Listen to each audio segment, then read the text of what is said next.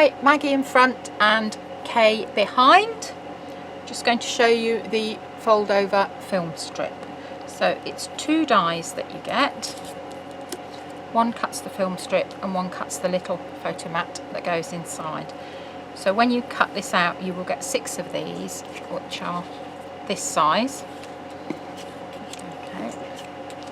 And then this size are designed so you can place perfectly on your photo and decide where you want to cut, and then they'll fit into the aperture like that. But these actually provide a perfect mat for these, so that's another form of embellishment, or it'll hold sentiments for you, things like that. So I've cut out the die, and this will fit through a smaller, you know, a standard big shot machine, something like that.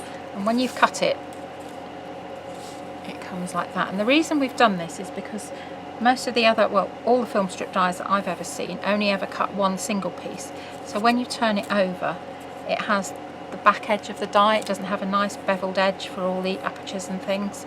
So there is a fold line there, but what I'd suggest is just give it time to just bend it slightly with your fingers before you do the crease completely firmly. Okay, so keep going. That's it, and you're just stretching the fibres gently. That's it, and you'll feel it. It suddenly starts to go into place. And then take your multi-purpose Teflon tool, start from the middle, work out, middle, and go up, and turn it over that way. And you can see that you've already got a beautiful finish. So you can either choose to pop glue along the end there, or very fine tape and glue just along the edge there, so you can cut a piece to slide in and out, or you can choose to stick your pictures directly in. So what I've done here is I've just cut out some pieces of Graphic 45 from the couture range, and I'm just going to just stick them in so you can see how it works. But obviously you can use photos, you could use photos showing on one side, and then a little journal on the other side showing you what right, let's make sure I get it right. So it's that one first, so I'll pop that one in there. The glue does not like it because it's hot today. Let's pop that in. Okay, so pop that one down there. And again, if you have a look on, I'll show that we did on CoolKatzCraft. Kay made a lovely birthday card with this. So that's the first one. I'm going to pop the next one in.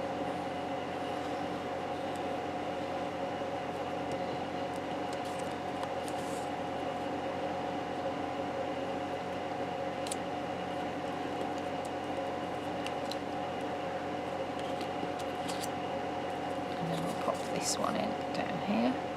You can put the glue on the edge of the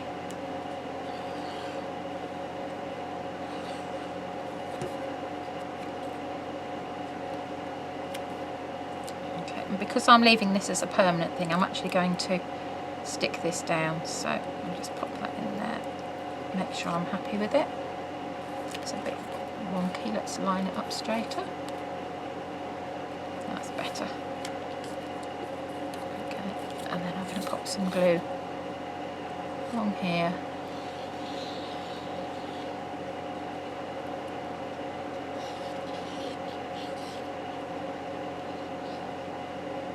Because I'm not envisaging unsticking this again or putting anything different in.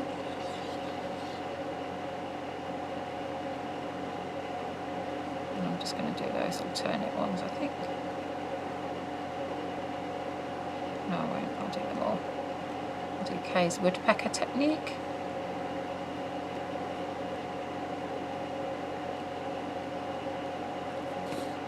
Okay, bit of glue there. Pop a little bit there.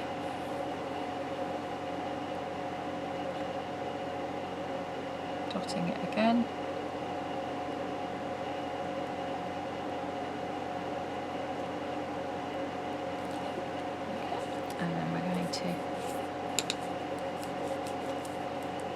Sorry, the table's wobbly, so it's probably wobbling the camera as well, maybe.